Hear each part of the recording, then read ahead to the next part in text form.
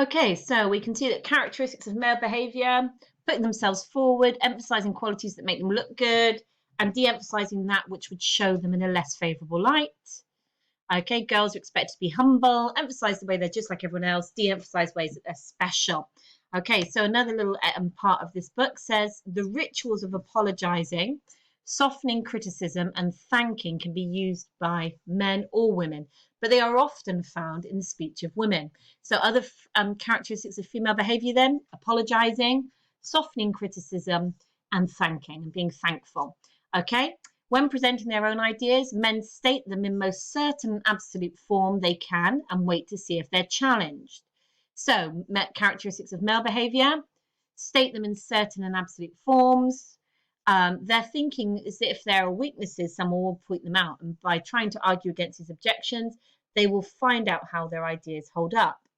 Now, what I like about that there is it creates correlation. So that means agreement with Goodwin, because Goodwin's aggravated directives, okay, explicit commands used by men, speaking in a particularly clear and straightforward way, using modals of certainty, could also then come under this umbrella of speaking in certain and absolute forms. So you could argue that Tannen and Goodwin are corroborating each other's findings, and both coming into agreement that men present themselves differently in certain and absolute forms.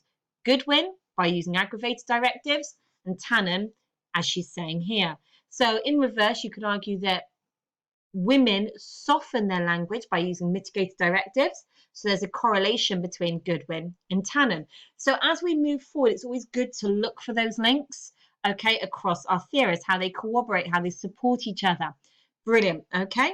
So what else do we get from Tannen then? Now, these 6 ideas that we're going to look at now are important. Okay, so again, in a minute, feel free to pause and make your own notes, but I just want you to listen as we talk through them. So Tannen believes then that through her response, through her research, that the differences start in childhood. Now, if you just circle that word childhood and make a note down of that word childhood, that links to Marjorie Goodwin because she was observing the behavior of children, elementary age children. Lakoff also within her findings talked about the behavior of boys and girls being influenced, or most greatly influenced by that of their mother, that it was only when they went to school that boys unlearned their mother's language and started speaking a language of power. So again, Lakoff, Goodwin, and Tannen are all cooperating, are all supporting each other in terms of there being a link between the language of children and how children are socialized using language, how they are nurtured to use language, how their experiences and their context as they grow up impact on their choice of language and use of language, and how that then creates gender distinction, gender difference. Okay, so where parents use more words about feelings to girls and use more verbs to boys, males and females belong to different subcultures and therefore speak differently. Brilliant. So just pause and have a little think about that. Her book, You Just Don't Understand, claims that there are 6 main differences between the ways males and females use language. Okay, now, before we look at these 6 differences, this is important. Males and females belong to different subcultures. Now, when we were looking at social diversity and we looked at the different ways that society can be organized, we did have a diagram that we completed that talked about discourse communities, communities of practice, social networks, and subcultures. So interestingly, men and women, males and females, are socialized through their experiences in childhood, often into male and female subcultures. In other words, when you're in primary school, the boys go and play over there and the girls go and play over there. Yet the girls go and play in this area of the playground in a particular way, boys go and play in this area of the playground and they play in a different way. And you sometimes get some overlap, but they tend to socialize based on their commonalities. So they tend to gravitate towards people like them. So boys gravitate towards boys, girls gravitate towards girls. And therefore, because they're playing and socializing differently, they speak differently. Okay, now there are always exceptions to these rules. Okay, I always remember, it always made me laugh. Me and my friend Sammy Morris, we were best friends at primary school, and we were the only 2 girls that our teacher thought were strong enough or confident enough to sit with a table of 4 quite strong-willed, I won't say naughty, but strong boys. So across the class, there were these mainly gendered groups, groups of girls, groups of boys. And then me and my friend, my best friend Sammy Morris, were put in charge of these group of very funny but quite naughty boys. I remember one day, boy A, who will remain nameless, stabbed boy B in the leg with a pencil. And yeah, so, but with exception. So I naturally felt quite comfortable with boys and girls at school. That didn't bother me. But lots of my other friends, I had a lovely friend, Joanna, who just liked to play with the girls, and didn't feel comfortable mixing with the boys. So there's always exceptions to the rule. So, and if you just think about yourselves and your own experiences at primary school, did you tend to be in an all-girl group? Did you tend to be in boy groups? Were you mixed in different areas? How did you find it? What was your experience? Were you often put into mixed groups at the direction of the teacher? Did you naturally gravitate at playtime back into your single sex groups? The other strong memory I have from primary school, and it was a reality. Okay, so I was in primary school. My parents separated when I was 5, which, if we're going back in time to the 1980s, was very rare. But as a consequence of being from a divorced family, I had free school dinners. Now, free school dinners meant at primary school, I had school dinners. Every other girl, I think, in my whole year group had packed lunches, and our school tended to segregate. So you had packed lunches on one side of the hall, and you had school dinners on the other. I think this maybe was why I was quite good at socializing with boys, because I had to go and queue up the boys for school dinners. And there was no other girls in that queue. It was just me. But it also meant I had to sit with the boys. Okay. And there were moments when I was conscious of that, and I'd look across at my friends with their pretty pink packed lunch boxes, all eating dainty sandwiches, and then me and the boys. But actually, it didn't bother me beyond that momentary kind of, oh, okay. But I got on with it, and actually, the boys I found really funny. They could be quite naughty, funny. They were confident. So again, context, isn't it? We've talked about this before. Contextualizing it. Everybody's experiences will be unique to them because their set of circumstances will be unique. However, we look for commonality. We look for common experience across data. We look for things that are the same, and then we tend to focus in on that. Anyway, so what did she find? Are you ready for these 6? So she said that the differences between the way men and women use language, there's 6 main differences. Okay, number 1, status versus support. Status versus support. So men will see language as a way of asserting dominance. Women see it as a way of confirming and supporting ideas and relationships. Okay, so this is big.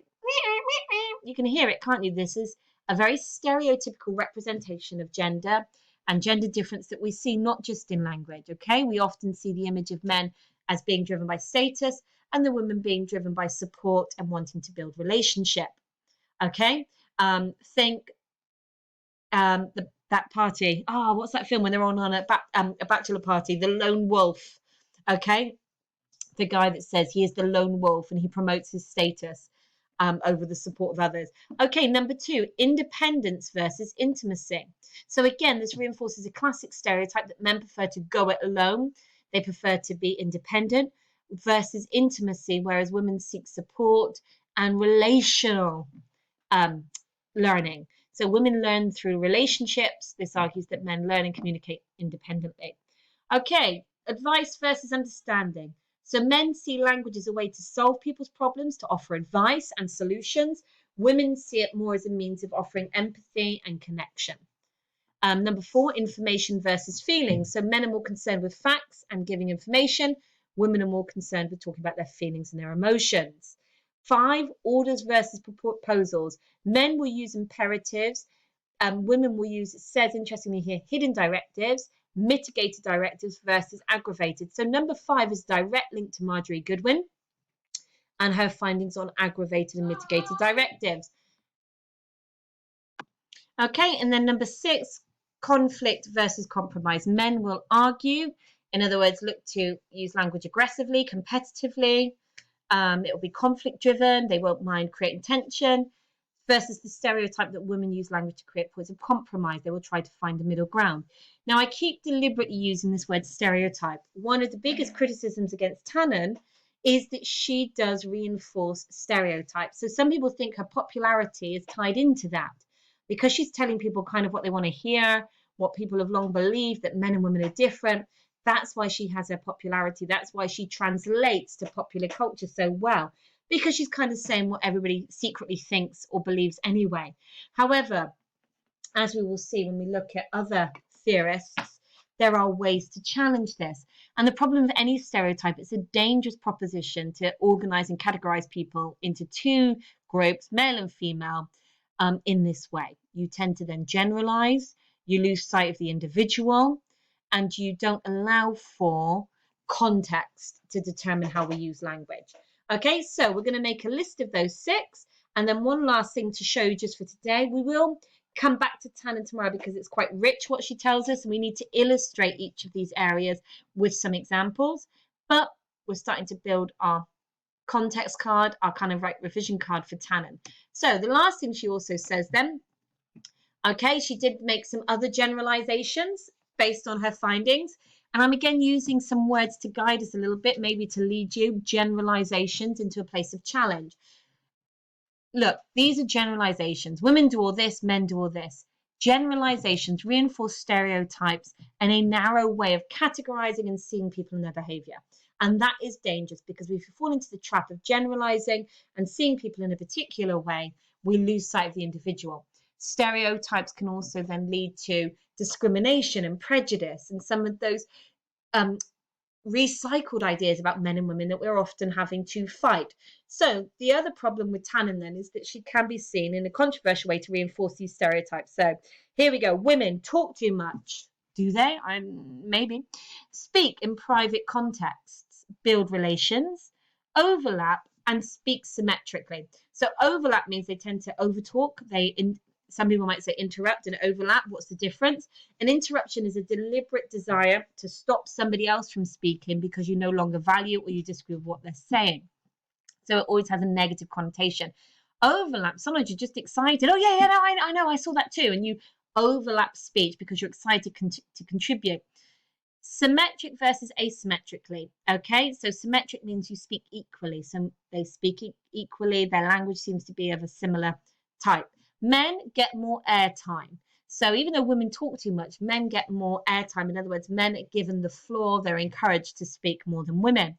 They tend to speak in a public space. They occupy the public arenas. Now, remember, this is the 1980s. And although the roles of men and women in the workplace were changing, there's still certain stereotypes. Men will negotiate status or the avoidance of failure. So men, rather than building relationships, are looking to negotiate status, promote self, avoiding a sense of failure, and tend to speak one at a time and asymmetrically. So one will dominate, one will rise over the others. Okay, my lovely. So just pause once you've written those notes down, read back through them. We're going to come back to Tana tomorrow and begin to illustrate some of these ideas, but that's it for today. Thank you.